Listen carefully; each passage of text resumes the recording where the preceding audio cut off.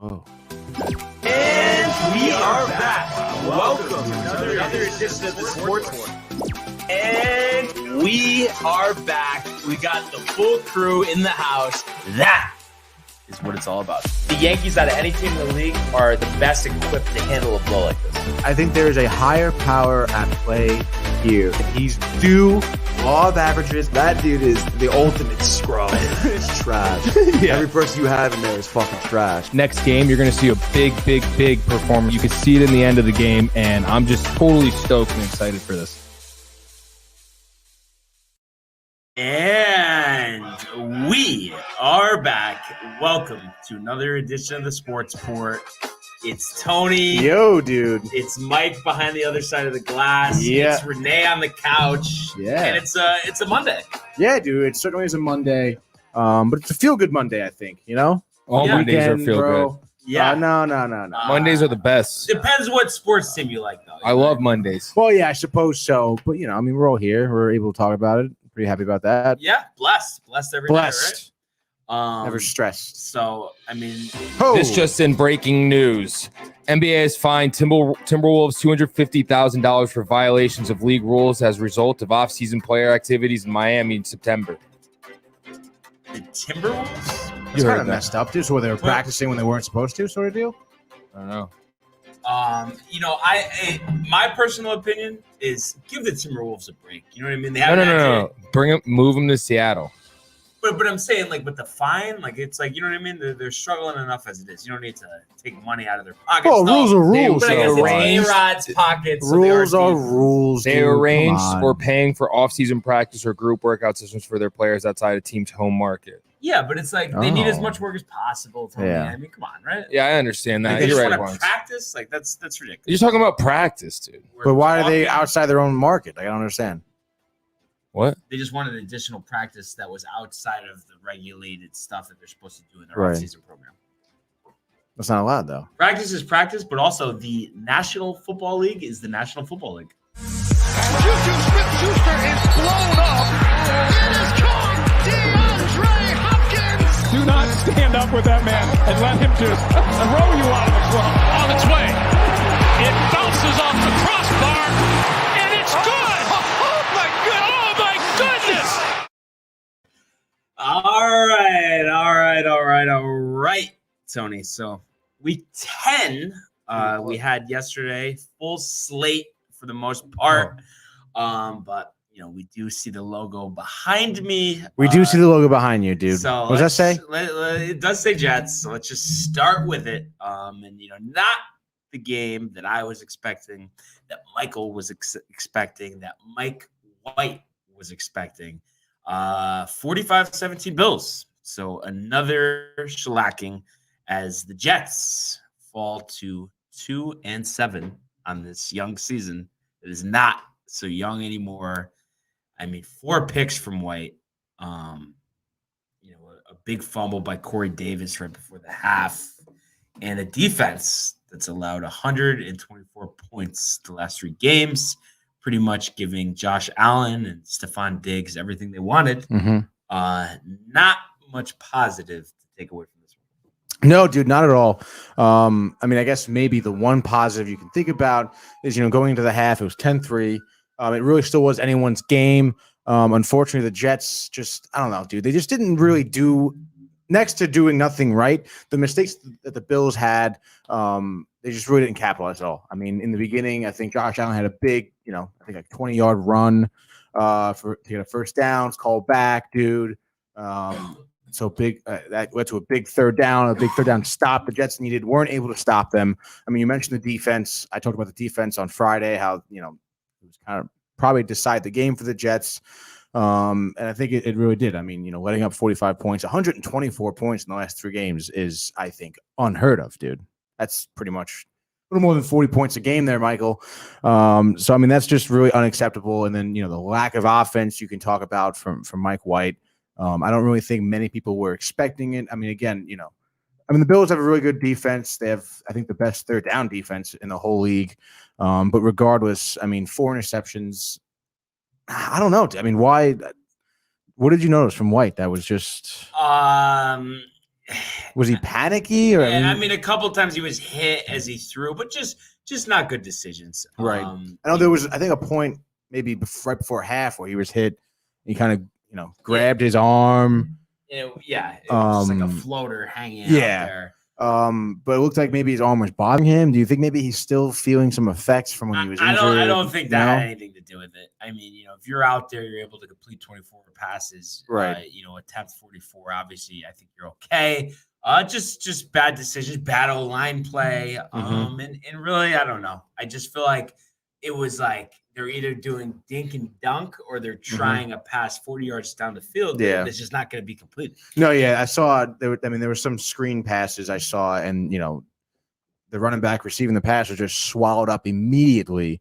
And if the first Bill didn't make the tackle, there was 3 more right behind him to make the tackle. So it was like I feel like some of the play calling really wasn't at the best that the Jets could be doing. And then again, I mean, talk about the execution there. It just wasn't there on both sides of the ball. Yeah. And I mean, the game was already out of hand pretty much anyway.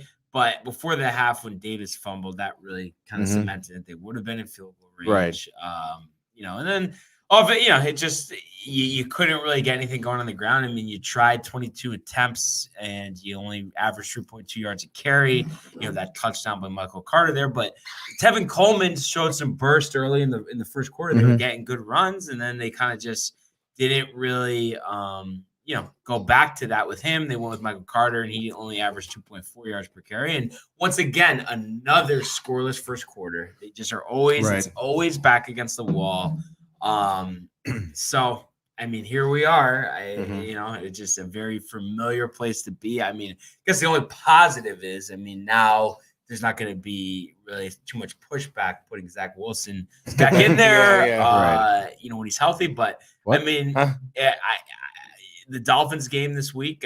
I'm guessing if he checks out, he's okay. I mean, they might want to give White one more start. But wow, no. Connor, what up, I'd be bro? Surprised, dude. Forget Connor, Mike White. It's all over. Forget Mike. See you again. Prefer, what's up, man? Oh, wow. Prefer in there. Prefer, we've got this, dude. Don't worry. We're professionals here at Downtime. Backseat producing prefer. Jesus. It's all right, dude. We appreciate it. It's over for Mike White. Let's go Zach Wilson. I'm ready for next week. Barnes, are you back I'm ready for the first round picks we're going to get. Are you back on the Wilson wagon? Or the only wagon I'm on is what Michael's speaking to in terms of the first round picks. Everything else, I'm just calling into question. Salah, Douglas, all the assistants, defensive coordinator. Apparently, Ulbrich. Did you hear that? Who was the old Pittsburgh Steelers coach? Bill Cowher. He was clawing and begging for the Jets job. Apparently, really? Who said that? Snooze, maybe. So are you cleaning house again next year, dude? Is this where you're at? Barnes is good. He likes doing that. Right. He was an owner of a team. He'd clean house every year. If it was a bad year, dude. This is what I would say. Okay, what would you say? You're in the locker room, dude. We'll give Salah another year. And I guess bring in a different general manager, but the only thing is he has to be on full agreement that he's going to be patient. And he has to agree with having Salah as coach, because if it's a forced marriage, it's not going to work. Right. And then I think, obviously keep Wilson, but draft somebody the third, the fourth round, and have somebody like Teddy Bridgewater, in camp that could start and just make it a competition. But it's just it's tough. I honestly wish I had the optimism that you have, Michael, because it's just I got very excited even right before this game. I got very excited. I tagged you guys in it. Evan Roberts, had that Twitter picture of Mike White. Let's friggin' go. It was a whiteout, they were calling it, and then you just get embarrassed again. I know, dude. 4 interceptions. I mean, given the opportunity that Mike White had, he totally blew it, dude. Yeah, he totally blew it. Yeah, I really would not imagine he's starting against Miami next week, rather, or next season. Yeah, no, I wouldn't be. It was funny too because he was just messing around with Evan. Carton and Roberts. Evan Roberts, big Jets fan. Carton has been pumping up White like crazy for the past 2 weeks, and then today, just to like fuck with him, he's like, "Yeah, I would just cut him. I would just cut him." Oh God, dude. It was just kind of funny. And also today was the Schmoozes final show. Steve Summers, FAN, 34 years. Wow. And he he's into retirement, but I would Good imagine for him. he'll go, kind of the podcast route. He Mhm. seems Oh, like yeah. everybody does that now. Yeah. Retire from regular like Right. radio. And then I mean, you why can- not? I mean, you start your own podcast like us. You can kind of have the freedom to do really whatever, and you could obviously he has the following. He's gonna get views, get paid for it as well. Yeah. Probably just chill, dude. Have some cool guests on. But it's a shame though, because I just feel like the fan, him and Sessa, Dog, it's just like all those like guys that kind of were the foundation of the radio station. They're kind of gone. You know what I mean? Times change, Brian. Yeah. It was funny too. I did like to see this because you don't really see this from like a radio host or a TV analyst. They try to be very kind of I don't know, cordial, I guess. Greg Giannotti, on Boomer and Gio.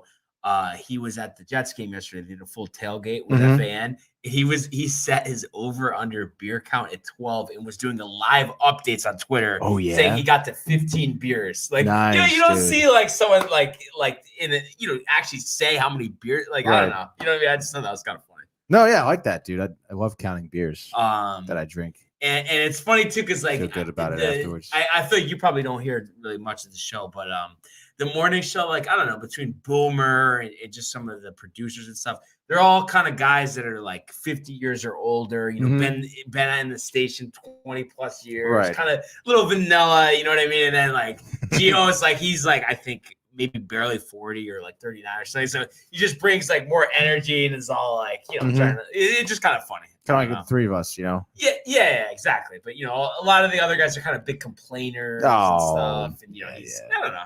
I just think it's kind of funny. So yeah, I mean, we'll see what happens in terms of the Jets. I mean, next week against the Dolphins. Honestly. You could always look at it. Compete. If they lose, it's okay as long as Seattle loses, because then it's a win too at the same time. Yeah, and we're not going to do a specific breakout on this, but the Seattle shutout and Wilson's return. So I think now they're 3-6.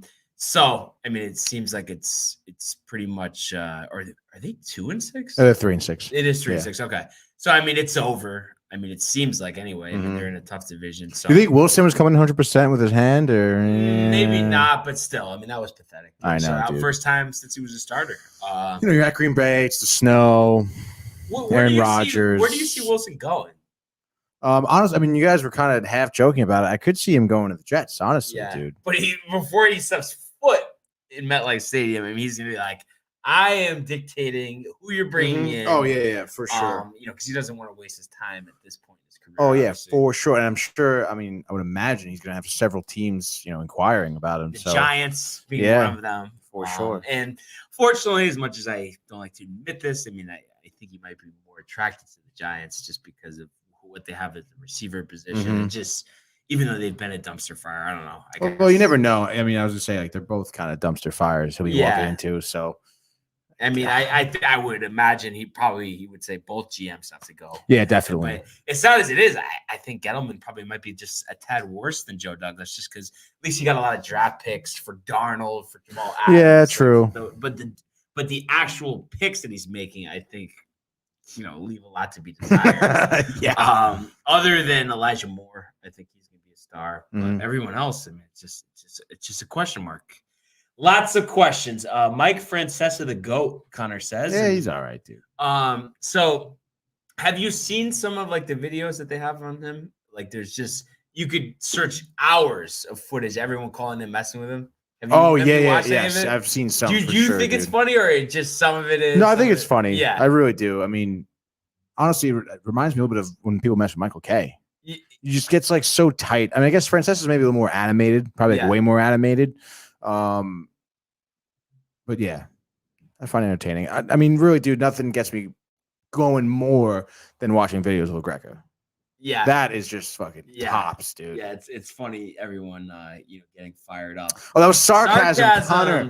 A sense of humor over there, dude. No, but the sweater, Salzburg, and Smooze were great. Steve Summers, Prefer knows his stuff as far as New York radio is concerned. But honestly, like we've said many times, I mean, I don't think it's a question. Dog is the best radio guy of all time. Hands down, dude.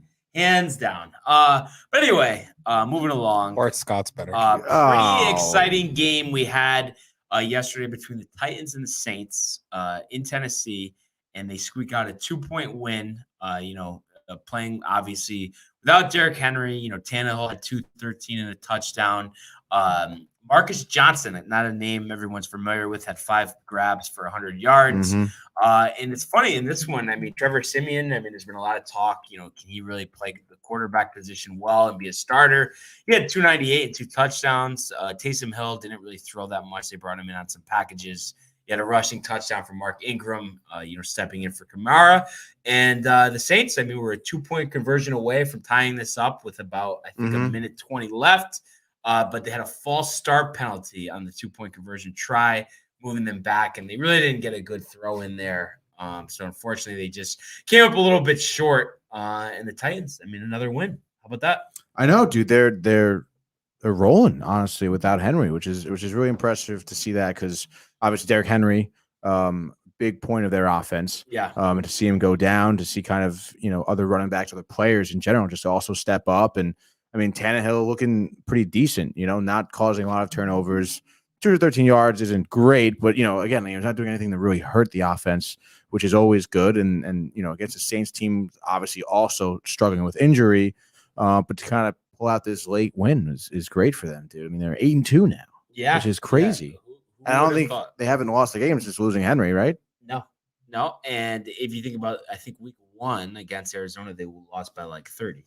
Jeez. So it's like, oh, geez, are they not the same? They just keep on winning. And I think like what you said about Tannehill, not doing anything crazy, but not like turning the ball over. And as we know with the Jets, not turning the ball over is more important than actually making big plays. Right. Because that just kills everything. So I really like what he's done there. And I think, there's a lot of talk too, you think about the Titans right now, trajectory, you would say they're on path to be the number 1 seed in the AFC. If they get that bye, I guess they were saying it looks like Henry would be back for that first playoff game. Maybe not till January 23rd with the bye by the time week 17 ends. That would be huge. That would be. He's got the foot thing, right? Whatever it's called. Yes. A broken bone in like his pinky toe or something. What does it prefer saying? Should poor NFL refs get fired. What call is he referring to? Why does he think the Saints got screwed? I don't know, but also, what up, Jason? What up, Jason? Dude? He's from Twitter world. Oh, nice, dude. I love the Twitter. Twitter sphere. Tuning on YouTube. Love to see it. Dude. But what Prefer says, I think we've talked about this before. It's just there's always it's never gonna be the way we want when it comes to refereeing, no matter what sport we're talking about. But obviously, the NFL, there's just more notice to it because more people are watching. No, yeah, for sure. Sport. It's tough, dude. I feel like a lot of times you don't hear about refs being held accountable for the bad calls they make. But should they be fired? I don't know, dude. Chiefs making a push. Chiefs are, I suppose, making a push. Impressive. Hey, Jason. Hey, voice, dude. Refs for a horrible roughing the passer call that robbed the Saints of an end zone interception. Saints linebacker Caden Ellis got a piece of quarterback Ryan Tannehill. Is that really the refs, or is it more of just the NFL being super strict and a little bit ridiculous when it comes to hitting the quarterback? Again, I don't really recall the play specifically, but I feel like the refs are obviously told how to call games, what to look for specifically, and it seems like the league in general the past few years have been pretty key on keying on protecting the quarterback the most. It's more annoying for you, the babying of the quarterback or the new taunting penalty? Oof. Just because of some of the calls that have been made this season, I think it's a taunting. It's insane because it kind of is a little ridiculous. Like, what are we, all little babies? Yeah, and it's like, I don't know, some of them they've called for have been almost nothing. Oh my God, no! And then what that ref did when he bumped the guy? Yeah, dude. And it's like I'm remembering like a couple years ago, I think it was Ezekiel Elliott who like hopped in, or maybe was it Elliott? Yes. Who hopped in like the Salvation Army Bowl, like in the end zone. It's like, and then that guys are just looking at the sideline, they're getting called for something. It's like ridiculous. What about the unsportsmanlike on camp for saying that he's back after scoring the touchdown? Come on, bro. Like absolutely ridiculous. He was like, I'm back. Yeah, it was a little like but I don't know if it should have been a flag, but it was a terrible celebration. Oh yeah, He's unorganic, Barnes. Oh, as you God. said. Taunting screwed me in the Bears money line versus the Steelers. Yeah, I mean these taunting penalties, obviously, just we just talked about it. I mean, it's just not. It's stupid, is what it is. They should not have it. It should be out of the league. Let's man up, sack up. But I mean, in saying though the league is rigged, I mean, I think that's taking it like a step too far. I'm curious to know why he thinks that. Yeah, because I think we've talked about this before. He got penalized for taking his helmet off. Yeah. Because you fucking ripped his helmet off. But also with that, I mean, the play's over. Does it really matter? It's like, you know what I mean? I don't know. But you think they're gonna do away with that? The referees you see don't make any calls. Everything is called from New York, and that's how you know it's rigged. Is it though? I just think though, if that was the case, that every single year it would be Brady versus Rodgers in the Super Bowl, and you know what I mean? It's just like that stuff doesn't happen. Maybe, but it is Brady a lot. But not every year. I mean, think about he went through a 10-year drought without even making the Super Bowl. When was that? After the Giants. It wasn't 10, but he did. So okay, he won in 05, and then he didn't win again until 2014. Well, I mean, I guess if you're thinking about it to be a contrarian, I guess Barnes. I mean, if they are rigging it, they're not going to want to look like it's rigged. So maybe a few years. It's not. I'm sorry, it's not rigged though. I don't think it is rigged either. I don't. And also because I always say too, if that was actually the case, more stuff regarding that would come out somewhere. There's always a rat. There's always a weasel. There's always someone on the inside. Hey man, they would not be able to keep that secret for this long. Money talks, though, dude. Money talks, but doesn't talk enough, Tony. And there's always that guy that wants to be the guy to bring everyone. You know what I mean? Like it would. I don't know. Maybe it's me. Maybe it's because I don't want to be that guy. Maybe it's because I'll gladly take the bribe and shut up about it. But I don't know. Dude. No, I know you would let it slip at some point, and then go up to the Cayman Islands. I think the pressure would get to me, dude. I'd be like, all right, I'm getting the fuck out of here, dude. But yeah, so I mean that's just kind of our take there. One other game, we had the Vikings 27, Chargers 20. This one was exciting, really down to the last second. And the Vikings get a nice win here, and I believe I just want to see here in terms of where they are now in the standings. I think they're 4-5. I want to say. So still 4-5, Chargers second 5 place. and 4. But I mean, obviously, 3 games back in the loss column. So going for a wild card here, but nice to get the win. Cousins, I mean, 25-37, 294 and 2 touchdowns. Dalvin Cook was running all over the place. Justin Herbert. No, Justin. Oh. Jefferson, yes, Justin Jefferson, the receiver, 9 receptions, 143, and he was traded for Stephon Diggs. I mean, he's unbelievable. So, but I don't know. I just feel like it's like I like that they won. I mean, the Chargers, it's not easy going against Justin Herbert. He didn't even have 200 yards passing. But I just feel like Coach Mike Zimmer. I don't know. I just think it's time to kind of get rid of him in Minnesota because it's like. They never take a step forward. They always get off to these bad starts. I don't, you know what I mean? I don't see them growing under him. No, I think you're totally right. And I think, honestly, the biggest thing that I notice that would probably have to do with that is their inconsistency. I feel like it's every other week that they're good, that they look good, they look bad, though, the next week. And it's like, well, I feel like they need a new coach, maybe a better leader, get them over that hump, and they could be a consistently good team for sure. I mean, they have a lot of weapons, we mentioned already. But do you think Herbert is kind of fizzing out here? No. Tony, definitely not even a little bit. I mean, hey, if they want to trade him for Zach Wilson, go ahead. Tony, he's not.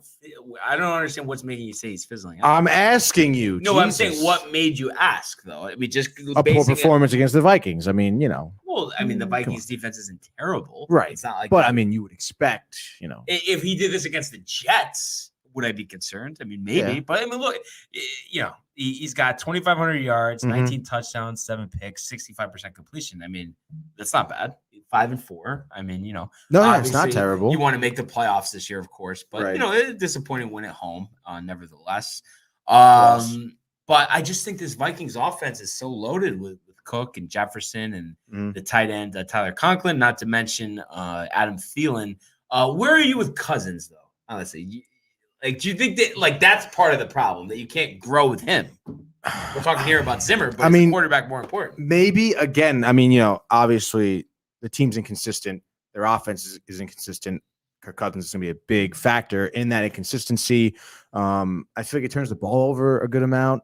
But again, maybe if he has a different head coach, maybe another veteran QB coach that kind of some more expert tutelage, he can kind of fine tune Cousins, because I mean the guy he shines at certain points, Right. So again, I mean maybe just giving him better coaching, better mentors can kind of help that. But the only problem is what is the problem? All the money he's made in his career. And look at his numbers this year. I mean, 2,400 yards, 18 touchdowns, only 2 interceptions. But the QBR is only a 56.9, which is slightly above league average. And then you think about once the lights go on, it gets dark. Right. Hard to think of many huge game-winning drives that he has. He hasn't stepped up against like big teams. Like, you know what I mean? Beating the Chargers in the 425 window that's just like, all right, like a nice win. But if he was playing the Rams on Monday Night Football, would they have won? I mean, I don't think probably so. Not. Especially on the road. So you're sour on him. You want to get rid of him? I just think I don't know I don't know, even if he has everything around him. Right. I don't know if he can even make I mean, definitely I'm questioning a championship game, yet alone a Super Bowl. I just I don't, you know what I mean? It just seems like your middle of the road quarterback that gets paid top dollar. Yeah. No, I mean, I think as of right now, I mean, I'm going to agree with you. Jason wants to know if you guys bet here and there when I can. Yeah, nothing crazy. Herbert's a beast. Chiefs representing the AFC. Kurt trash. Kurt has a great team around. Needs to hit the weight room to work on that 40. And one other, what does he got here? QBs have to be athletic moving forward. The game has progressed so much the past 24 years. I would agree with that statement. I mean, with Tom Brady. Well, he's obviously he's an exception. With Mac Jones, Rodgers is a little exception. But Mac I Jones too. Isn't like a complete statue. I mean, he can somewhat move. But no, yeah. I mean, obviously, being a QB, huge part of the offense, obviously, and having as many weapons as possible is obviously going to help. And being that evasive, quick quarterback, being able to scramble out of the pocket and pick up 12 yards, I mean, that's going to be huge. Yeah. Cousins definitely can't do that. But it's like, how do you think once his career? I mean, I know there's still part of it to be written, but how old is Cousins? 33. But it's like, how are we going to look at him? You know what I mean? Like, it's like he was just like a guy that, he was pretty solid, but he just, once the lights were big, like he just couldn't do anything. Like, is that? No, I think maybe exactly that. I mean, at this point, we talked about the weapons that he has around him, and he's just an incredibly average quarterback, it seems. Yeah. An average person, maybe at that, if you talk about him stepping up for certain, parts of his career, which he hasn't done. So I guess that's how you kind of look at him as of now. And again, I mean, what did you say? He was 33. Yeah. How many more years does he have left? You never know. You'd think 3 or 4, most likely. Yeah, most likely. But I mean, I don't know. I mean, I guess if the Vikings were to drop him, I'm sure someone would pick him up, especially with certain teams that need quarterbacks, I would suppose. But still, I mean, I think towards the tail end of his career, average. And I'm going to make this call right now. I think there's still some money left on the contract, but if there is, this offseason they'll try to move him because you got to think, Cook's younger, Jefferson's younger. If they can get quarterback on a rookie contract, that's good. So you bring in like a stopgap and just kind of try to build that way. I think they might try to do that because it's like right now I think they pay him over $30 million. And I don't think you're getting your money there. Yeah, I could see that. And what would you say if the Jets or Giants were interested in it? Do you think that would make any type of sense or no? Not really. Yeah. I mean, I feel like the Giants more than the Jets. I mean, you think about, the Jets have 2 young backups. So, why kind of bring in Cousins? And I guess you could say they have Flacco too. Yeah. Flacco. So, yeah. And I don't know. I mean, I feel like the Giants kind of got to stick with Jones for a little bit while longer, I feel. So, yeah. I mean, I think he makes sense for a team that wants to develop a quarterback, has a pretty good team around them, but wants to give that quarterback a year or so. But long term, I mean, Kirk Cousins done. It's tough. They had the chance, Barnes. Remember, it was a couple years ago. We were about you like that, and he didn't even want to come. Remember? Yeah, I hated him anyway. I didn't want him. Yeah, wow, that is true. He when he was a free agent, he didn't want to come. And if Rodgers gets moved, I mean, maybe they move him in the division, or you don't think they would do that? I think they would do that. Yeah. But they probably Vikings wouldn't. They're like, it's only going to hurt you. Yeah, really. Sure, take him. So kind of interesting to see. Patty's fast. What does that say? I can't see that. Patty's fast. He's talking about Patrick Mahomes. Oh, okay. But like we said with Jones, I mean, he's not a statue either. Right. Look at every top quarterback now. They have wheels awareness. Patty, Herbert, Prescott, Murray, Wilson, Hurts. I mean, I don't know if we could put Hurts in the top quarterback conversation. Jets' window of success is next year. The only outlier wins the Jets' window of success. Next year, baby. Never. Next year. Next year. Always next year when it comes to the Jets. Yes. True. But so one other game left on the slate here. Monday Night Football. Manny Cass is back, Tony, so you can tune in for some jokes. I heard Al Michaels is going to be a guest. No kidding. Yeah. That's I gonna think be fun. Draymond Green too. Really? Kind of. I can leave him in there. But Al Michaels, like, I'm kind of interested to see what. Yeah, he me has too, to say. dude. Especially him in like such a loose, like non-professional setting. Yeah, he's Just always see so him- serious. Yeah, exactly. Probably some wine. You know, we know he Yeah. likes his wine after a couple years ago. Oh, Draymond Green's gonna be terrible. Oh yeah, I don't like Draymond Green. I wouldn't say I hate him. But like, I just don't Yeah. enjoy listening to him. That's what I mean. Him talking is the worst, I think. Oh Jesus, yeah. Oh, gosh. So- Michael, any input, dude? You like Draymond Green? No. No. Do you like Al Michaels? Sure. Do you believe in miracles? Yes. So the 7-2 Rams, 3.5 point road favorites at the 3-6 San Francisco 49ers. So 8:15 on ESPN. And like we mentioned in our preview here, Odell Beckham making his Ram debut. And that's big for them after, Robert Woods, was announced on Friday that he tore his ACL. So he's out for the year. And you look at a Niners team that's reeling. They've lost 4 out of 5 despite Jimmy G coming back from injury. But, I mean, you look at this Rams team, I mean, just a little more than a week ago, they were playing Tennessee Titans, coming off losing Derrick Henry, who we all thought was the soul of that team. Right. And they laid an egg in prime time. Obviously, division game here. Right. The Niners usually play them tough. I mean, what do you think? I mean, did they have a shot? The Niners, that Yeah. is? I don't think so, dude. I think it's going to be OBJ all night. All day. All night. All day? No, all night, dude. Okay. I don't understand. Like, what are you getting at, Tony? I think the Rams are going to pummel the 49ers. I think it's going to be 45-17. 45-17. Yeah. Jason says, I like the Rams. Easy cover 3.5. Oh, yeah. And the over 50 to hit.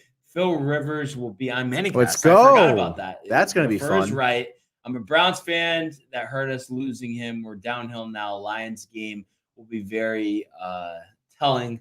I mean, I think, Beckham leaving the Browns. I mean, I just think he didn't have a role. I don't know how much of an effect that will really have. Yeah, I mean, I don't know. I feel like the Browns, I guess, other than yesterday, I mean, they were doing really well without him. You know? I think it's on Baker, honestly. Like, step up. I mean, you're all these commercials. You're the number 1 pick. Right. You want a new big fat contract. No, you're totally How right. about carry the dude. team. No, you're totally right. I think he really needs to put the team on his back here. Again, I mean, if you act like the person he is, you have to perform. Right.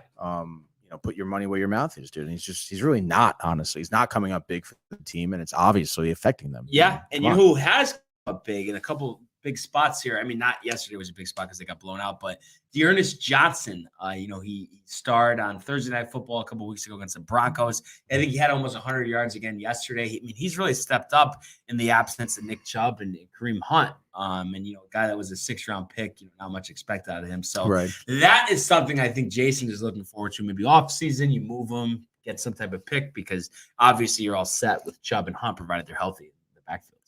Do you think the Browns are going to start to move on from Baker? And I think so. Yeah. Well, it depends how this year ends, but I think they're not going to make the playoffs after last year. Thought they were taking a step forward, and they're just going to see Why do we want to? Right. How can we win? We're not even paying this guy right now. And we're not doing anything. What's going to happen when we give him $35 million? Cousins? I think Cousins is better. I'm not kidding. I think they should bring in Cousins, honestly. Well, maybe we'll see. You never know. Stefanski used to be the If they end up bringing in coordinator. Cousins, they should just hire you immediately. But couldn't you agree though? Like just moving the ball, scoring points. I mean, wouldn't you have more confidence in Cousins and Mayfield? Yeah, I would, honestly. Limited turnovers, Yeah. as much as a personality as well. Probably easier to work with. Right. Better person to build a team around as well. It hurt. It hurt. Have you watched Arizona play their with duo? Kyler can throw the ball to D-Hop with his eyes closed. Mhm. Kyler says, fuck it, I know. D-Hop's running deep, launches an easy touchdown. Baker Buns. Baker Buns, is dude. Buns. And That could be his next thing. Like he Baker sells Buns, donuts, and dude. they're called Baker's Buns. yeah. Or they're just buns instead of donuts. So Michael, back to this game here. Tony not giving the Niners a shot. Nope. What do you forecast? Big game for Odell. Big Rams win. What do you see happening? Huge game for Odell. It's got to be. 3 TDs, 100+ yards, 45-3. Wow. 51-10. Odell, 200 yards receiving, 3 touchdowns. And then he takes off his helmet after the third one and says, I'm back. I mean, would that not be? And then I can't wait, even though I'm not going to watch it, but I'm sure there'll be clips. You're going to watch it? What? No, the Manning cast. I was gonna say. Okay. I can't wait to see if Eli says anything about Odell, because he kind of always ripped him. I mean, I would imagine so, definitely. If he's not going to, Peyton's going to say something. Like, there's going to be a lot of jokes, I think. Oh, yeah. Regarding There's always jokes in the Manning Beckham, cast, the dude. Bow, The Bow. Miami, Bieber. Right. And then Phillip Rivers in there, too. I think there's going to be a lot of hoorah. 49ers will win, so prefer taking the dog here. Big game for OBJ. Loves He the loves the spotlight, that's One for sure. thing, though, I have to say, and it's like it just doesn't make sense, because at the end of the day, I mean, the players don't care what the lines are and this and that, but kind of a sketchy line that the Rams are only 3.5-point favorites here. I mean, Doesn't that make look much like sense. garbage. Yeah. Doesn't make much sense at all. So, easy cover, dude. It's rigged. What, you think it's rigged, dude? Is that what you're Rigged. saying? I don't know. Vegas is pretty good at this, are they not, Michael? They are. They're I think usually right. dropping the ball on this one, though. You think 3.5. What do they know that we don't? They know. That's the question, dude. Because if I was setting this line, I would make it 10. Yeah. Because I just think, what have the Niners showed us? What have they showed us? I mean, they've shown us that they're 3-6, and they've just and that they're backpedaling since the Super Bowl. I mean, Yeah, that's for sure. let's see here. So actually, okay, I'm mistaken. They are 3-5. You're mistaken, dude. That's and I just want to embarrassing. just see it as a level of. Oh, of course I'm getting the Carolina Panthers here. Might have to talk to our IT department. I clicked on the Niners and I get Cam saying he's back. I mean, I don't know what to make of that. I don't know what to tell you, dude. Just real quick, and I appreciate everyone hanging with us here as we work through this technical difficulty of pulling up the 49ers. They will put games like this to throw people off. To throw people off, right? So people are now thinking like, oh, do I go Rams? Like, why they haven't? And then you just think about all the games. So the 5 games that the Niners have lost this year, only one they would have covered the +3.5. So just to give you some context, the Rams probably the best team that they face. I mean, it's close. I mean, they've played the Packers and the Cardinals. So I don't know. I just think it just doesn't make sense, and especially. You lost by 14 with Colt McCoy starting for the Cardinals the last time they played. So I'm not seeing it, and they're terrible at home on top of it. I think they're 0-4 at home. Are they really? I think so. Let's see. 1, 2. 0-4 at home. Yeah, you're 0-4 correct, at home. dude. So I don't know. I don't know, dude. So bet the Rams hard. You see it as like a kind of as a good baseball analogy, like a big hanging curveball. Like, what are you going to do with it? You going to offer? You let it go? right? Yeah, I guess so. But you got off. You got fucking swing as So, hard as you can. Dude. Yeah. So that'll be the finale, Tony, of week 10. I can't believe week 10's almost over, dude. It feels like it just started. We say it every week. Yeah. I mean, I know prefer started that joke at this Yeah, point. definitely. Oh my at this god. point. Anyway, let's switch gears here to Finally. the world of the National Basketball Association. Oh. The Bulls LeBron James at the buzzer. He banks in the three, and the Lakers win the game. Perfect Perfect Tony. segue because And the Lakers won the game.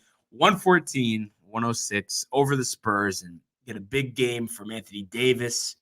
And 34 Carmelo. and 15. Carmelo with a nice 15 points and Westbrook 14, 11, and 7. And they welcome the return of my favorite underrated player in Talen Horton-Tucker coming back last night. His defense, his 3-point shooting. I think that was big for the Lakers here in a 8-point victory. And that's despite having to defend Dejounte Murray, who I think is really. He's so good. I mean, where do you put him in the league? Point guard was Just overall, is he top 10? Is he top 20? DeJounte Murray Yeah. from the Spurs. Yes, Top 50 right now. top 50. Okay, Yeah. okay, but ascending. I mean, what is Yes. he? 24? Yeah, and he was on the team with Manu and Right, Tony. Right. Tony. But I'm just really impressed at him, and it's a shame that he doesn't have more help around I him. know. Mhm. You don't like Lonnie Walker? Johnny Walker. I just think I'm just joking. okay. I- Keldon Johnson was great last year. He hasn't know, really it done fell much this off. year. That's He JPO's 24 guy. last night. But I JPO think- loves him. and moving forward, I mean, if you're the Spurs, do you think it makes sense to build around Murray or get a king's ransom for him in a trade? I don't know. I mean, Pop doesn't usually do that. A ransom besides Yeah. Kawhi because he was forced and he was tight. Yeah. Do you, And think, do you think Pop hates Kawhi? no. He's definitely got tired of the drama though. He definitely did. He He's definitely too was- old for that, probably. You know, Yeah. your uncle wants what? A jet? Get the hell out of here. Go to Toronto. Yeah. No, I mean you definitely you're not wrong, Michael. Let's just put it that way. So I mean a nice win for the Lakers after that embarrassing loss to the Wolves. I believe that was on Friday. They must have lost by 30 points, Tony, to the Minnesota Timberwolves. No kidding. Yeah. And they've lost to the Thunder twice. Well, you know what it was, dude. Timberwolves getting all that extra practice time. Yeah, You know, dude, illegally. That was getting the to problem, practice dude. time. So that is a big problem. Oh, now you're not all for it all of a sudden. no. Before the show, you're let them play. They need it, whatever. No, I was kind of just like going along. Yeah. Oh, I'm sure. So anyway, nice victory for the Lakers because they got a tough matchup on the horizon tonight that we'll get to in a second. Anyway, Tony, so like I said, we'll get to that. Big upset of the night last night, though. We had the Charlotte Hornets 106-102 over your Golden State Warriors. Were you shocked? A little bit, dude. I mean, yeah. I mean, I guess. I mean, the Hornets have been playing some really good basketball. Then again, so have the Warriors. So I mean, you know, Steph 24 points, 10 assists, 7 from 22. I mean, I guess really, you know, not phenomenal. I mean, I don't know, dude. I was definitely more impressed with the Hornets, less impressed with the Warriors. But yeah, Ball did pretty good. 21 points, 7 rebounds, 5 assists. They're looking really good, dude. They were solid. And Soul locks his guy, Miles Bridges, hitting that over 18.5, 22 points. last He night. knows his stuff, dude. He does know his stuff. Can't argue with that. 38% from 3 won't hurt either. Mhm. But this was a close game back and forth. If but, Clay's there, it's over. yeah, I would say I mean, so. And honestly. if Curry, doesn't go 7 to 22. Yeah, but that's what I'm saying. Those days that he does, Clay's usually there. But I'm to curious pick him up. because I'm not gonna be praising him by any means. But what do you make of what Wiggins has done to start the year? What do you make of it? Very, very impressed. 28 points last night. Very impressed. Coming into his own. This is gonna be great when Clay comes back, dude. I told you last year and in the beginning of the season, like they could win. and you're forgetting Isaac Okoro's buddy James Wiseman. I did not forget him. Well, no, I'm saying I think that's going to be a big plus for them, and I just hope you with these big guys, you never know with the injuries. It just seems But Joel had early issues too. Yeah. And he's been fine for the last 4 years straight. So it's just going to be interesting to see what the Warriors do moving forward, and if MJ, makes his return to the playoffs here with the Hornets, because he's really had a tough go of it the last couple of years. Last game of the night from last night: Bulls 100, Clippers 90. So the Clippers finally lose the game here. DeMar DeRozan, 35 MVP points, so 7 far. rebounds, 5 assists, and I believe one of his parents just passed away. So obviously that was a big performance for him. Despite that, Zach LaVine, 29 points, 8 rebounds, and Paul George, 27 and 11, but not efficient, 7 and 25 shooting. And Eric Bledsoe, who I didn't even know was still playing, 21 points, 6 assists. You know what's crazy? How does he have a job and Isaiah Thomas doesn't? Unbelievable. Ridiculous. Unbelievable. I think so many teams could use him. What is it with him? Do you think he's dramatic? Is that the problem? No, I think injuries maybe. But just it's still sketchy though. That's almost a rigged thing because I just feel like, And he's so small. how could he not run a second unit on any team? I mean, he was top 3 MVP a couple years ago. I mean, how many points in the Drew League over the summer? It was 60 or 70 or something. Yeah. 70. What do they have against him? I don't know. Barnes thinks it's a conspiracy.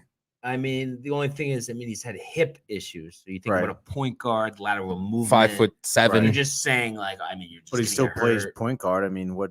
Well, plays it for the Drew League. I mean, Right. he hasn't. I think It's not the NBA. Right, but still, I mean, the guy can still move. Obviously, I don't think he should not be in the Why league. don't the Knicks just bring him in? you don't think he should not be? What- I put do him in not think he should Westchester. be in. I do not think. No. You don't think he should be in? I do not think he should not be in, Anthony. But I say send him to Westchester. No, forget Yeah, that. why not, dude? He should go to Why is he the in? Clippers. Why is he in the I G can see League the right now? At Clippers. least, Yeah. The Clippers. No, 2-way contract. I'm right with you, Tony. I don't get it. That's just one of those things, that just doesn't make sense. But hey, that's the NBA, right? I guess, dude. Okay, we got another big slate on the horizon tonight. God. First game. I can't wait for the Lakers Bulls game. Yeah, that's gonna be Caruso's great. return and Lonzo together. Yeah, so Whoa. that's going to be the later game. First one, 7:30 MSG, 6-8 Indiana Pacers at the 7-6 New York Knicks. 3-point favorites here. Coming off that disappointing loss on Friday. Michael, what's going on in the Big Apple? What's going on is we need a free Kevin Knox, Brian Barnaby. Every All day, right. dude. We Every do, day. But I'm saying, other than that, what's the reason for this inconsistent start? Wow. Kemba, slow start, lack of offense in the second year. Honestly, they don't play good defense either. And Why? Why? Is the effort? It's because it's the curse of the Knox. Can I And interrupt until you guys for some breaking news right now? Yeah. This just go. in. This just in. Luis Rojas moves across town, hired by the New York Yankees for a third base coach, and Mets officially offer Billy Epler the GM job. Deal is on the table. And we have some more breaking news. Billy Epler has declined the Mets offer. No, to no, become no, the no, general no. manager. Has not This happened yet. just in, No, courtesy of Brian Barnaby. I don't think so, dude. I think he's gonna let it sit for a little while. Oh, nobody wants that job. No, it's tough, dude. But I'm sure he'll take it. He's unemployed right now, is he not? Yeah, but maybe the Angels are still paying him some type of stipend, I'm sure Rojas, I don't third know why base you want coach. him. That's the fucking Uh, pickup of the year, dude. no, but I'm fine with it. Yeah, of Not course. Managing, he seems like he gets along with the players. Yeah, dude. So I think he can help too. He was terrible in game managing, but just Right. as far as techniques for Mhm. players, I think he can help. Yeah, in for that sure. way, which Boone does not help at all. Mhm. So I guess He's gonna be a that's great plus. third base coach. Honestly, I'm excited to see him in a Yankee uniform. And also, I like it too because he comes off as a little conservative. So after Mhm. we had to go through with Phil Nevin waving guys, Right, yeah, when yeah. the ball's in the Oh, barely in the God. outfield. So I think it's a good move. But Michael, back to business here. What's It's all coming back together tonight, Barnes. Okay. how is it coming back together? Who's coming back together? Who's leading the way here? Julius and RJ, each with 30. And then you're going to see Kevin Knox. Kevin Knox. And the curse will be lifted. Yeah. I mean, if not now, when, right, Tony? Yeah, it'd have to be now. Or for they Mike's keep sake. shit in the bed a little bit, and then they make a trade package for Bull. Oh God. Well, what do you want, dude? I want Bull. Oh, so you want the shit Knox package. for Bull? Knox. Knox and Walker. And do you think they're gonna make you sweat it out tonight, or do you think it's a decisive victory? tonight. Yeah. Finally. What's the score? 115-92. That would be welcomed. And I'm sure the fans are growing restless for sure. Tony. I'm thinking the opposite, dude. Yeah, I think they're gonna have a pretty tough time against the Pacers. I don't think you're gonna see Knox. I think Kemba's gonna be ice cold.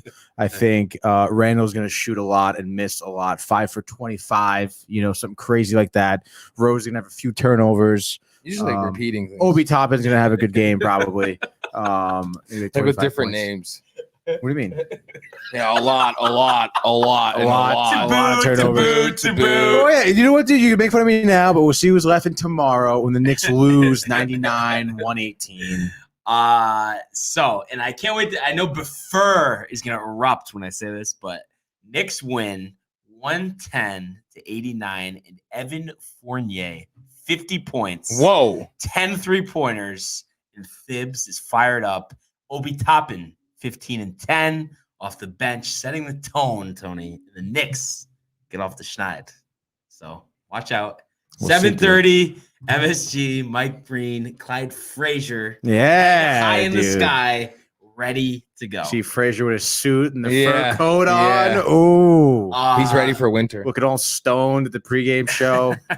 Game number 2, 9-4 Denver Nuggets versus the 8-4 Dallas Mavericks, who are 4.5-point home favorites here. Jokic obviously had the issue with the Heat last week and, was suspended for the game. The Mavs, have been pretty solid to start this season, as everyone looks for them to take the next step forward. I mean, what's the make of Jokic this? is suspended for the No, last game. He's back in this He's game. back. Yeah, Okay. he's back. Yeah. I don't know, dude. I think the Mavs are going to be pretty hot tonight.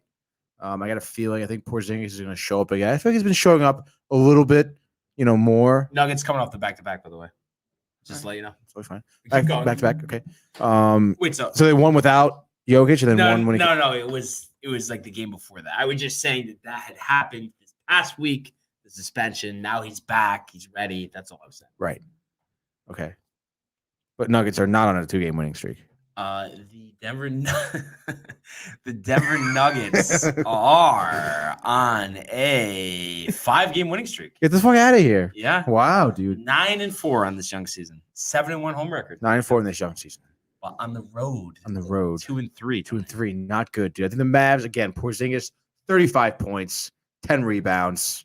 Let's fucking go, dude. And yeah, why not, dude? And the Mavs Why win. not? Yeah, why not? Because it won't happen. All right, dude. Michael. Denver Nuggets shellacking. Make it 6 in a row. 10 minutes of Bowl action, and he has 20 points. Again with the repeating, I mean, he has to every get other it. sentence They is had- Bowl. at some It's all point- Bowl. Knox, Bowl, Knox, Bowl. Every day with you, dude. It's the only way that they're going to be successful. Who? Both teams. Every year, Denver will fall short, and every year that the Knicks will never do anything, even post Knox career, if they don't play him. Wow. Whatever, dude. He could be the next T-Mac. So looking at this, I think it's just one of those things where you look at this and you'd say, Mavs, 4.5-point home favorites, Nuggets hot. How is Dallas going to win this game? I think Vegas knows something. And that's when Dallas wins the game. Yeah. So I think everything points to the Nuggets win, but just for that reason, I'm going to say the Mavericks win. Suck it, Michael. 120-115. And I will say Luka is going to have 40, 15, and 14. That's what it'll take. Porzingis 10 and 10. Getting the job done, Tony. Let's go, dude. And that is what it's all about. 8 o'clock, your first game of the NBA TV doubleheader. Second being the 9-4 Bulls. The reunion between Lonzo, between Alex Caruso, the 8-6 Los Angeles Lakers. 1 point home favorites. Obviously, we mentioned how THT's back. Lakers coming off the nice win against the Spurs. LeBron, I'm guessing, still out because I haven't heard a tweet from Shams or any of the other insiders. Woj. Oh, no, so dude. 10:30 NBA TV. But, Davis, big game last night. We know what Carmelo brings to the table. But I know where you're going with this, Tony. But I'll ask you anyway. Well, you got both teams on a back-to-back, by the way. Really? Mitch still out, I believe. Wow, dude. Yan-packed schedule, huh? Yes, jam-packed schedule. So what do you see? I want Caruso all day. I want Ball all day. Lakers, no LeBron. Fucking, they gotta be pissed off, dude, at this point. So I'll take Bulls. Let's go 122 to 116. 122 to 116. Who leads the way? Is it a Lonzo revenge game? I think it's gonna be a Ball revenge game. He's got 37 points, 6 assists, maybe a couple steals. Caruso, a couple fucking dunks tonight, dude. I want to see it. I'll give him like maybe 15, 18 points. Crew And in the house. Yeah, dude. And that is what it's all about, baby. LeBron James reportedly to return, quote unquote, soon. Still has not done full contact practice. I'd imagine possibly another week. I think at the most, Like another month or two. So you got the Bulls here, Michael. You're asking me who I have? Yeah. Michael, who do you have, I'll dude? tell you right now. Tell me, like, who do you think is gonna win this game? Bulls at Lakers. Hold on, folks. Lonzo Ball, 20, 10, and 10 triple-double. Alex Caruso flying high through the sky. 9 3-points on his former Lakers court, where he indeed helped LeBron win a championship, unlike Kyle Kuzma. And then Levine and DeRozan each added a 30 bag. And you see the starting five, for the first time in NBA history, score 95% of the points. Is that actually a thing? No, I don't know. You like that, though? Okay. I did like it, yeah. Thank you. So what I think here, in a dramatic fashion, the Los Angeles Lakers 101-98 with Carmelo Anthony. Yes. Wow. At the buzzer. I do like that, though. 30 points in the Staples Center against the Bulls, where they once put up a mural in downtown Chicago to pair him up with Noah, with Rose, and it just did not happen. So he shows them what they once missed out on.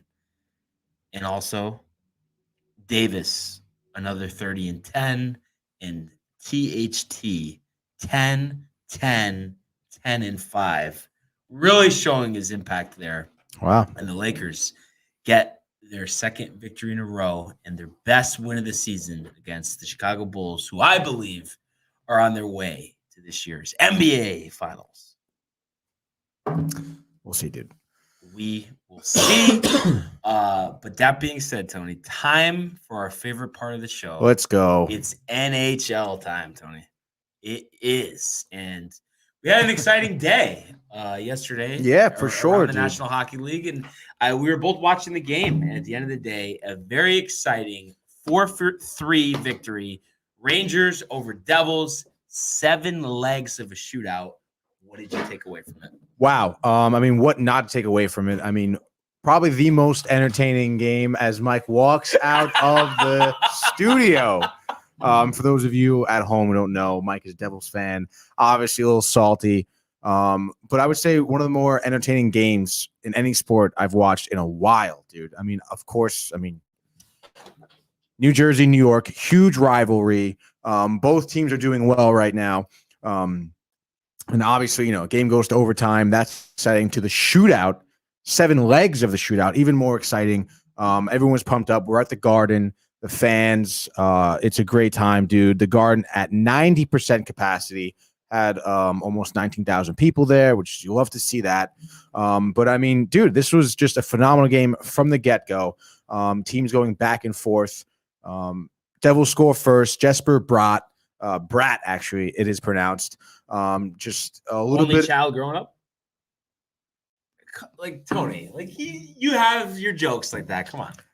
My jokes are good, Barnes. Anyway, so Jesper Bratt on a little breakaway slips past the defenseman. Dawson Mercer, phenomenal pass for him.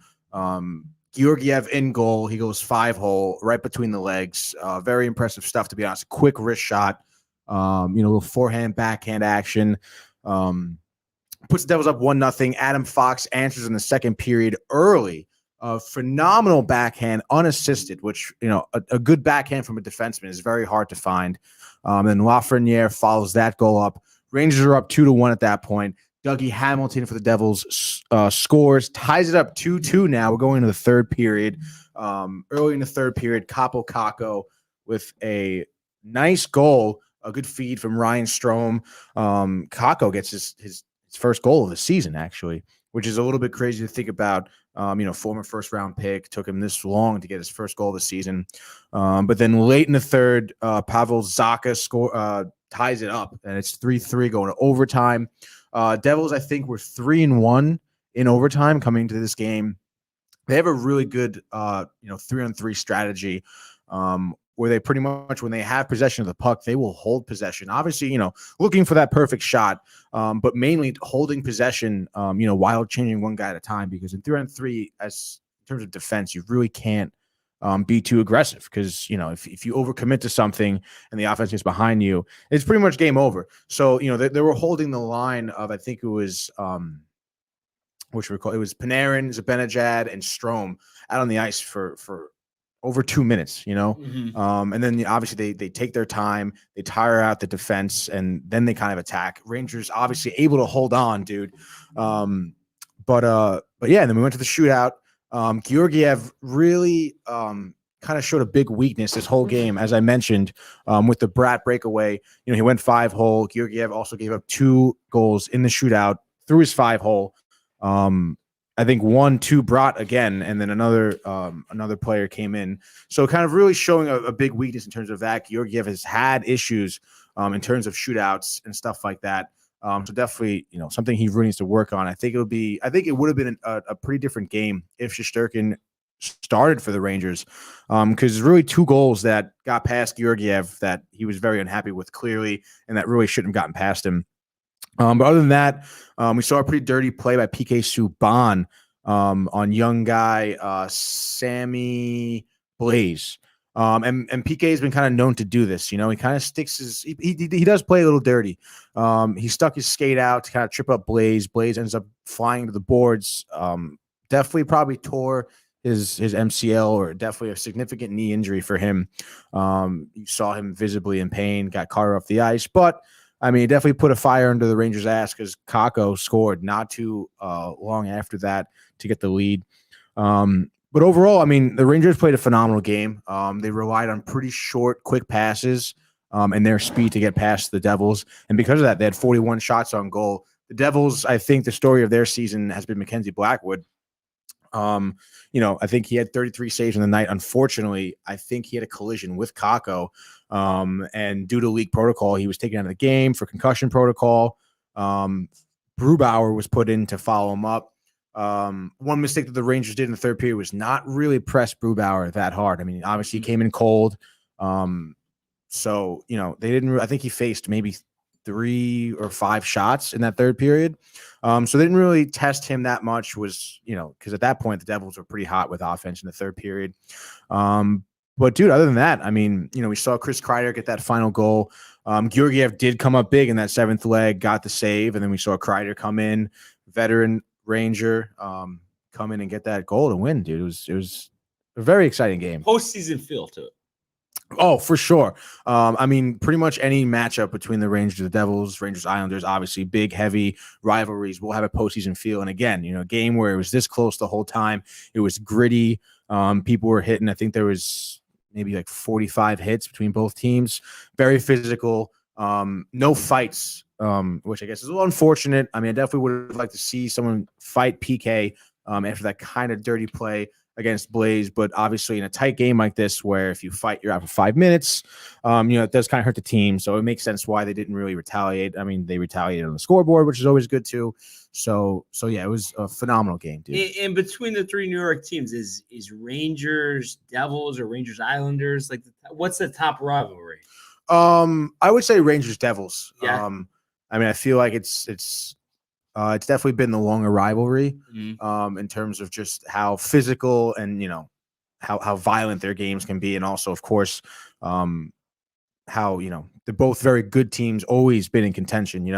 I mean, we've seen the Devils through the '90s with Martin Brodeur, obviously do really well early 2000s. Scotty Gomez, of course, and then of course we have the Rangers as well. They've always been two pretty decently matched teams, and for some reason, whenever they do play each other, it's always a fun, tight, close game. Yeah. So I hope we get some more of these between the two teams. And yeah, definitely. Even a playoff series. Has there been one in a while between the teams, playoffs? No, I can't. I really, honestly, since I've been alive, no. Yeah, so that would be really something, especially like an Eastern Conference final. Yeah. For sure. So nice victory for the Rangers as they really, I mean, I would say they're exceeding expectations to start the year. I mean, because they're in the middle of a rebuild, are they not? Yeah, pretty much in the middle of the rebuild. We've seen them have good games last season. They are also a pretty young team. You're going to hear Mike talk about how the Devils are the youngest team, which they are. But Rangers are also pretty young.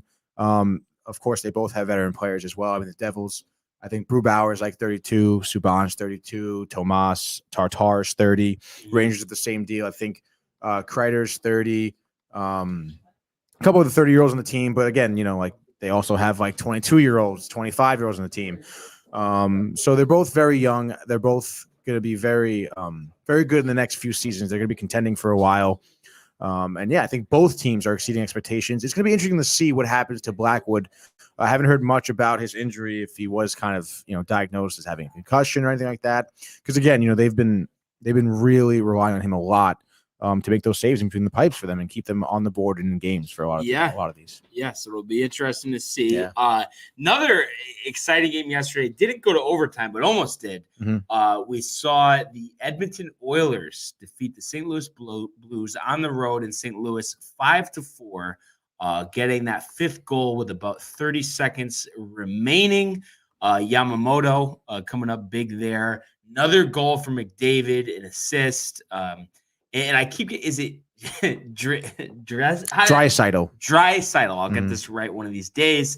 Another goal for him, 2 assists. I mean, this Edmonton team, couldn't be more impressed with them to this point in the season, winning a big game like this. A couple slip-ups, obviously, but to have no overtime losses, only 3 losses overall. Right. Hard to say that they couldn't be the favorite for the Stanley Cup right now. It would be hard to say they're not. They're definitely up there with Florida, but they're just a ridiculously efficient team. When you give them opportunities, like on the power play, when there's turnovers in the neutral zone and they force 2-on-1s, 3-on-2s, they really don't take those opportunities for granted, and they capitalize those opportunities countlessly. The Blues definitely had a big spurt of offense. They had almost 40 shots on goal. I think it was 39 actually. Just phenomenal offense from Bortuzzo, Barbashev, and Tarasenko. Pretty much the usual suspects for them. But yeah, dude. Again, like I said, you give Edmonton any type of opportunity for scoring, they're not going to miss a beat. Any thoughts on Mikko Kosikin, the goaltender for the Oilers? 9-1 in his starts this season. I would say really impressive. Honestly, I don't know too much about him. I don't know. Do you know? Is he young? I feel 33 years old. So he was a 2009 second-round pick from the Islanders. Oh, okay. Only got 4 starts in the 2010 season, and then I'm guessing he played overseas because he didn't play in the NHL until 2018. After that. So you look at the save percentage last night. I guess 89%, but on the road against the Blues. Is it one of those things where you could have a really good goaltender, the Blues are going to get their goals anyway? Oh yeah, for sure. I talked about the offensive capabilities of the Blues. Vladimir Tarasenko obviously is the biggest standout. He has some phenomenal dangles, and he's another guy. If you give him the opportunity to slap a puck from the slot, or if he's on a breakaway, he's not going to blink twice in terms of scoring. So yeah. But I think though definitely the Blues are going to be in contention. Push comes to shove towards the end of the season. And, I definitely see them being in contention for a conference final at the very least. And then one other notable matchup from last night, and really wasn't close from the onset. Capitals 6, Penguins 1. So Ovechkin and the fellas get another victory, and they're another team, just like Edmonton. It just seems like whoever the opponent is, they're stepping up every night. Of course, they're not undefeated, and there are some blemishes, but overall, I mean, the body of work, I think, is really impressive when it comes to the Capitals, and I think Ovechkin is searching for that second trophy in his case. I think so too, and it was honestly nice to see. Not to say that it's nice to see Ovechkin not score, but he did not have any goals. He was kind of playing more facilitator role. He had 2 assists last night. We saw kind of Sheary score, Sprong, Wilson.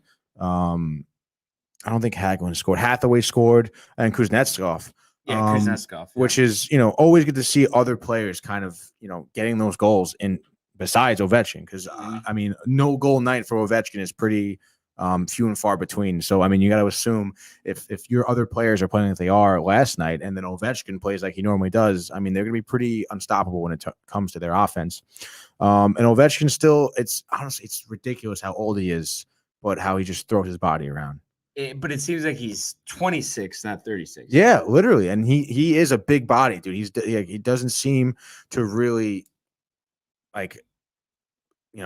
step down or from a hit or anything like that. It really doesn't seem like his body gets hurt like it would if you were 36 years old and throwing your body around, skating at 25 miles an hour. So it's really impressive stuff from him. And I mean, I'm obviously expecting much more performances like that from him. I mean, he's the captain of the team, he's the leader, and there's a reason for that.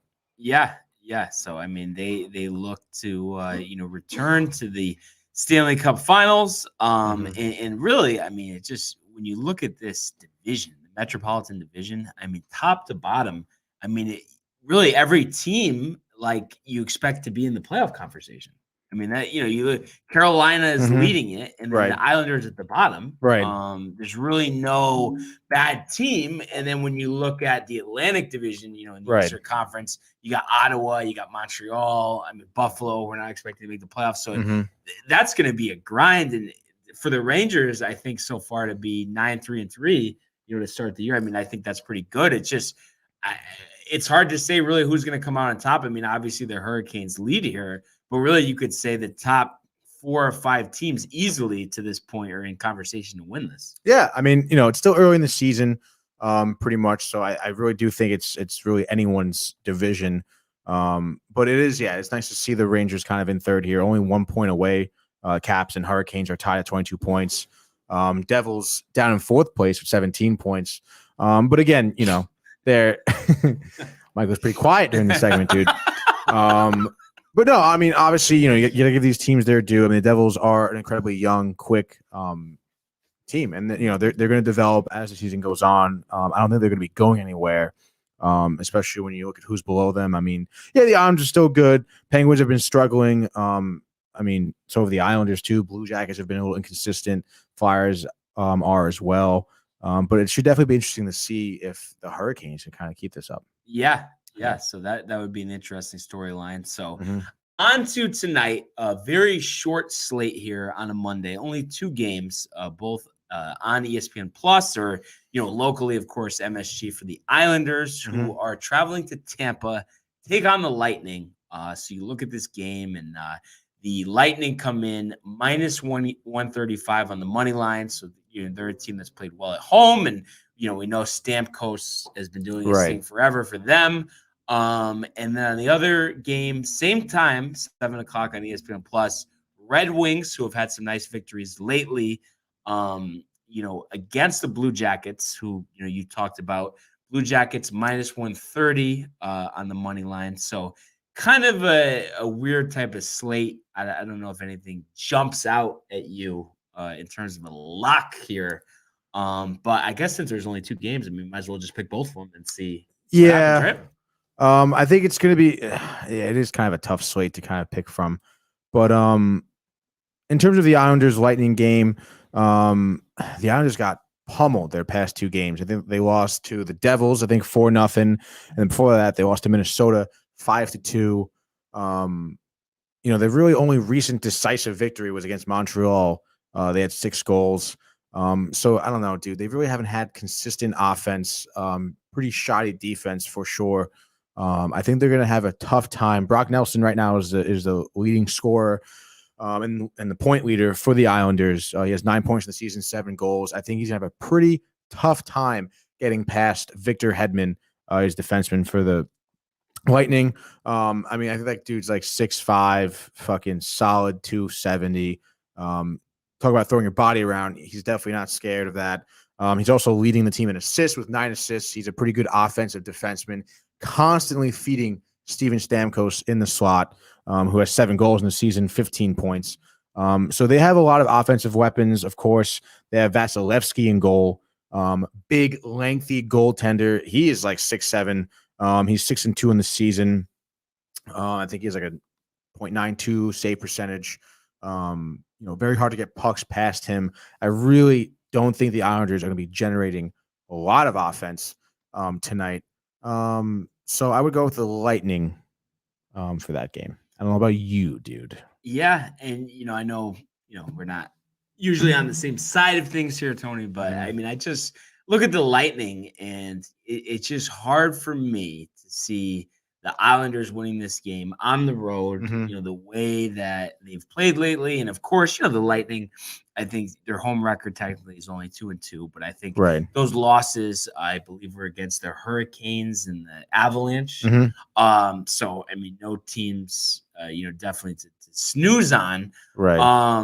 And I don't know. The Islanders, I think they've had a disappointing start to this season, other than that Devils game. Yeah. And I don't know what the reason is, for it. I mean, you look at injuries. I mean, no one's really out long term. I mean, Sezakis is day to day. I mean, that's really it. No, yeah. I think what it falls on is a lot of their forwards that they kind of would rely on offense for just haven't really been performing. I mean, look at Matthew Barzal, who came into the league like a bat out of hell. He only has 3 goals so far this season. Jean-Gabriel Pageau only has 1 goal this season, which, I mean, he was a huge offensive weapon for Ottawa when he was with them. I mean, Zach Parise has no goals. I mean, we obviously know about him with the Devils and everything. They have Zdeno Chara on defense, but I mean, other than that, dude, I mean, their defense really hasn't been like that good. I mean, Zdeno Chara's getting old now. He's clearly lost a step or two. And then, having Sezakis out day to day is definitely good. He's probably one of their better centers in terms of, securing possession of the puck. So I would say that's another issue they have is winning faceoffs. And I don't know, just looking at the Islanders, I just don't think they have a dog in this fight tonight. And then I guess for the next game, the Red Wings Blue Jackets could really go either way, to be honest. Red Wings are hot. 4 out of 5. Dude, I was about to say that. Red Wings are hot, but you never know, dude. You'd fucking never bet on the Red Wings. But you know what? Tonight, dude. I feel like you're not a big Blue Jackets guy, though. I know they just lost to the Rangers actually over Saturday. I think they lost 5-3 to the Rangers at home. Before that, they lost to the Capitals, beating the big Avalanche team that everyone thinks is crazy this year. Yeah, Avalanche not bad. They also beat the Devils too, 4-3. But I don't know, dude. Red Wings are on a tear, and I guess I got to go with that, dude. I mean, their only loss in the past 5 games were to Washington, and they only held Washington to 2 goals. So I mean, they even beat they snuck one by the Oilers a few nights ago as well. I'm gonna go Red Wings, dude. Tyler Bertuzzi. Let's see it. Well, all right. I am gonna say, I do think, looking at this game, it's close for sure. You look at the Red Wings 3-4 on the road, Jackets 5-3 at home. I think this is setting up for Bjorkstrand for a hat trick. 15 points this year, 5 goals, 10 assists. I'm saying hat trick for him, and I think Boone Jenner will have 2 assists. Just to throw something at you, Tony. Yeah, dude. I guess we'll see, man. I don't know, dude. I don't think so. Bjorkstrand, I don't think he's gonna have a hat trick tonight. Maybe Jacob Voracek is, I think, really your best bet. He is quite the playmaker. He used to be on the Flyers. I think he has 11 assists for the Blue Jackets now this season. Patrick Lane, he's a winger for the Columbus Blue Jackets as well. He's pretty decent. 7 assists, 3 goals. So we'll kind of see, dude. I think the Red Wings have momentum in their favor. So yeah, buddy.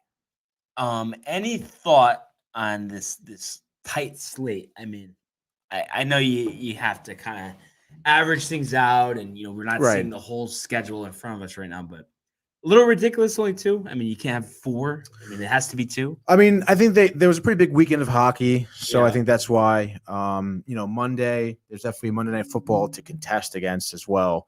So I don't think they put basketball decent slate. Basketball is decent slate as well. So I guess not really hugely surprised. I guess I'm a little disappointed. Only 2 games.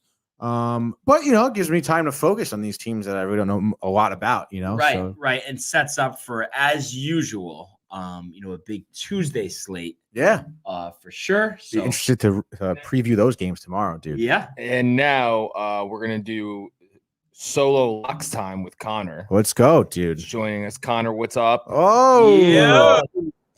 How we doing, fellas? What's going on? What dude? up, man? Nice to finally meet you face to face. Yeah, you too. Hell yeah, you dude. too, man. How was the weekend? It was good. I think I was up 13 units.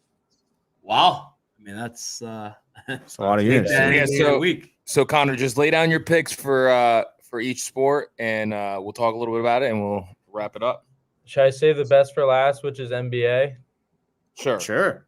So which one should I do? Should I just start off with the small NHL slate or what? Yeah, sure. That's start fine. with that. Yeah. Okay, cool. Who plays?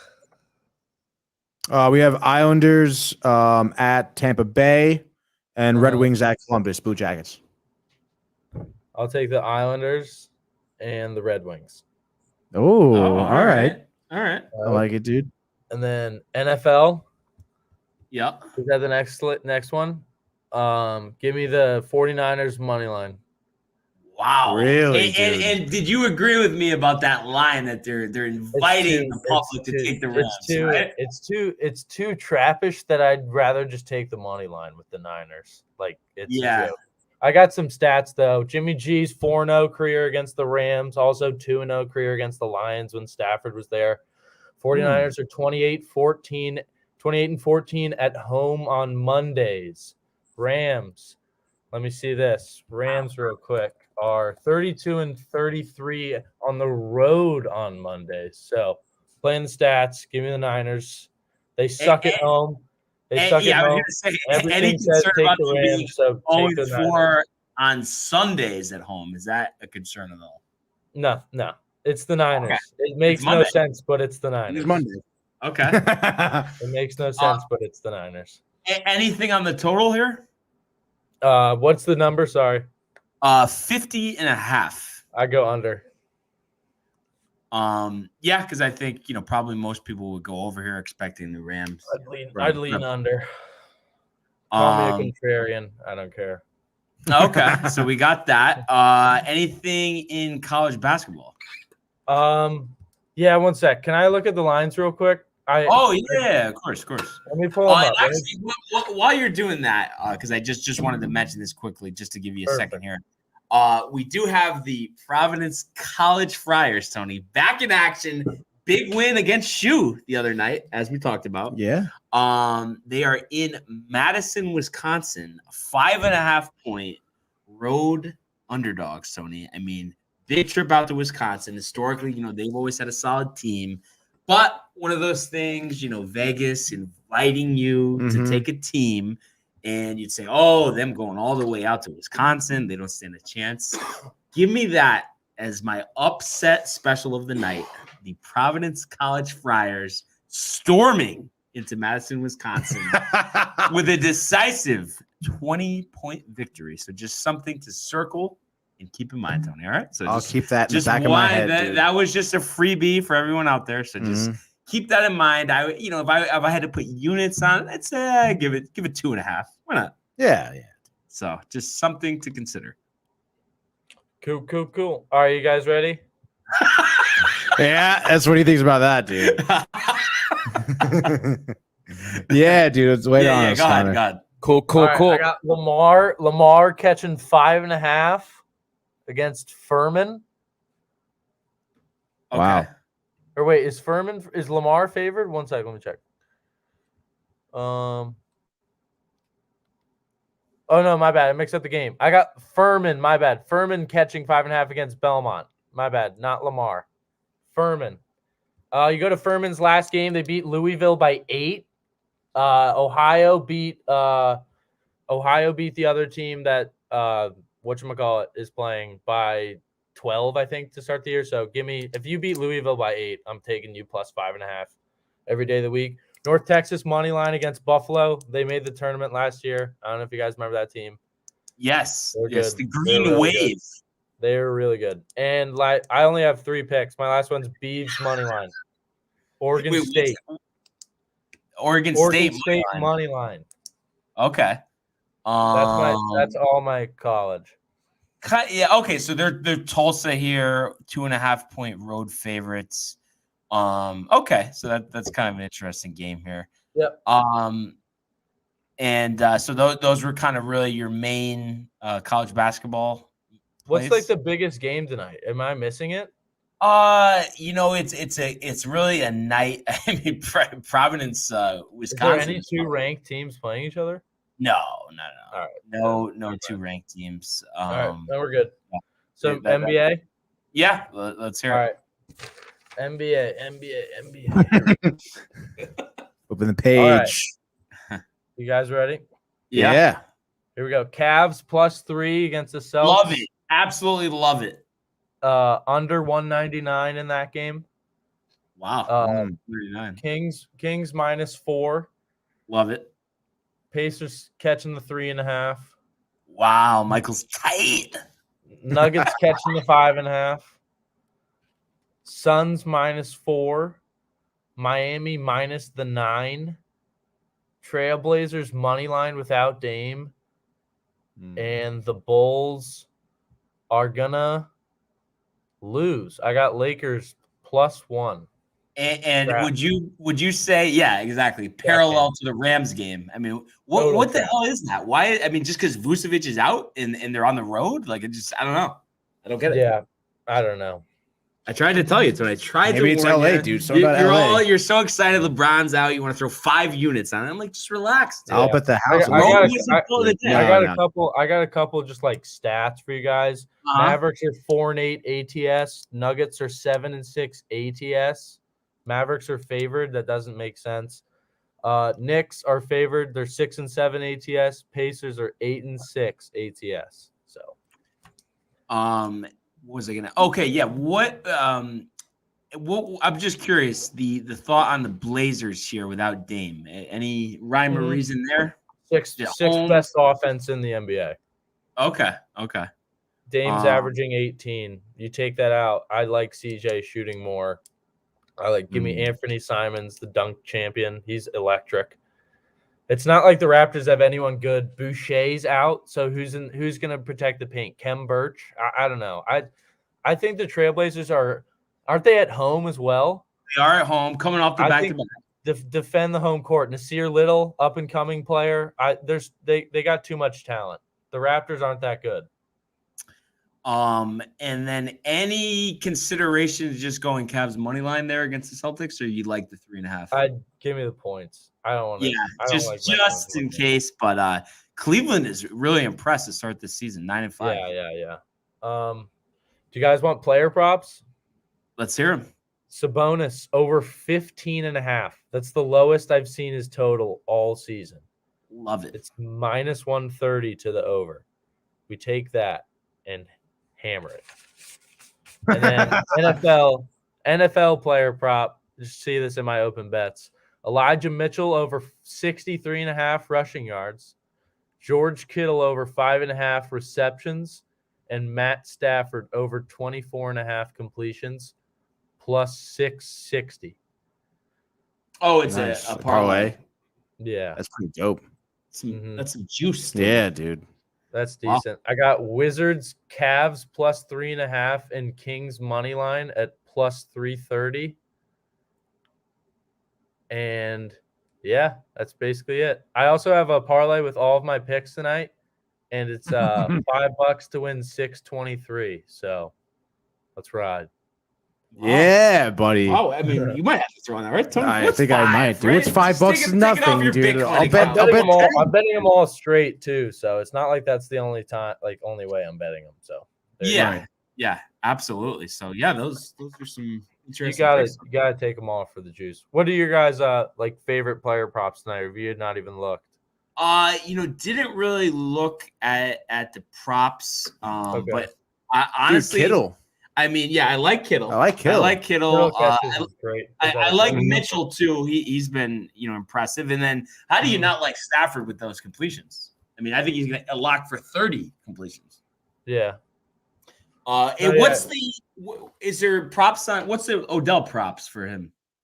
93.5 receiving yards. That's high. I'm going under. Ooh. What do we got for touchdowns? I don't know. He's not going to score. For any time, he's got to be plus 280 or something, right? I would I'm think. not taking it. Brandon Ingram over 20.5. He averages 24 a game. Book it. And just in terms of a team, covering, just winning a game, out of all the sports, what are you most confident in? NBA. But I'm saying which like specific game player tonight. Player props. But I'm saying for a team winning the game, like who are you most confident in? What do you want, a money line dog? Or covering? Yeah, I mean either one. Oh, covering. You just want my favorite pick? Yeah. Give me Give me the Nuggets 5.5. Wow. All right. That team's Nuggets. really good. Like if you guys watched them play the other night, they had who'd they play last night? Blazers. They hit like 6 threes in a row. It was incredible. It was the Nuggets are great. The Mavericks aren't that good. Like Luka, he's great. Kristaps Porzingis is softer than toilet paper. Like he sucks. Yeah. No, I hear you. One last question. Kind of interesting to get an outside perspective here. In your opinion, what's the reason for the whole Bull bench situation? Like, why does he never get off the bench? I don't know. Can't he defend? Like, what's the problem there? He can do it all, dude. He's the best player in the league. I think Mike Malone's an idiot for that. I think he should definitely get in.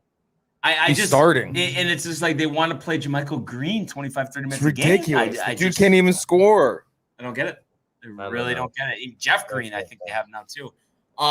So hopefully he'll get some run here. Yeah. We'll have to see. Yeah. But yeah, I guess right. I mean, all right, Solo. Thanks, bro. Yeah. Appreciate the picks, dude. Appreciate the Good night. picks. We'll see you tomorrow. Good luck tonight. You too, dude. Peace out. See ya. Peace. Solo locks. All folks. right.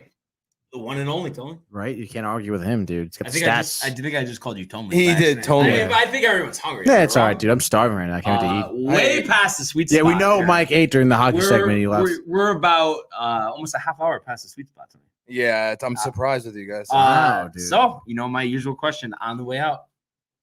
What's for dinner? Leftover Chinese food. Believe it Really? or not, dude. I have some chicken and broccoli and an egg roll. Okay, you seem kind of pessimistic about it. You're not that pumped. I wasn't really impressed with the Chinese food. I had it last night. Barnum Ave? It was I don't know, Hungry Panda, I think it was called. Okay, I don't think I've had that one. Yeah, I don't know, dude. It was like free delivery on Uber Eats. Haven't tried it. 4.6 Couldn't you stars. just check with me before you got It it? was, dude. I had 5 minutes to get the no delivery fee. Okay, I had no time, dude. Wow. So I ordered, but whatever. It's food. Yeah, I honestly don't know what I'm gonna have. Maybe Chopped on the way home. I just I don't know. Big, weekend. Right. You kind of want a nice light Monday. Sure. Some pizza over the weekend. Oh, did you Remos. really? Oh, So that was delicious. yeah, I guess we'll have to see. Thanks for having me. Never tell me the odds. Ha ha! Star Wars reference. Han Solo says That's that. why we have you here. Yeah. That is why we have you there. Yeah. So that being said, fellas, we're one one word of wisdom on the way out to me. One word of wisdom? Yeah. I don't know, dude. Life's short. Bet the over. How about that? Hey guys, Tony here from Downtime TV checking in. I want to thank all our fans out there who's been liking, subscribing, sharing our content. You guys are the best. You guys are our bloodline. You make us love what we do.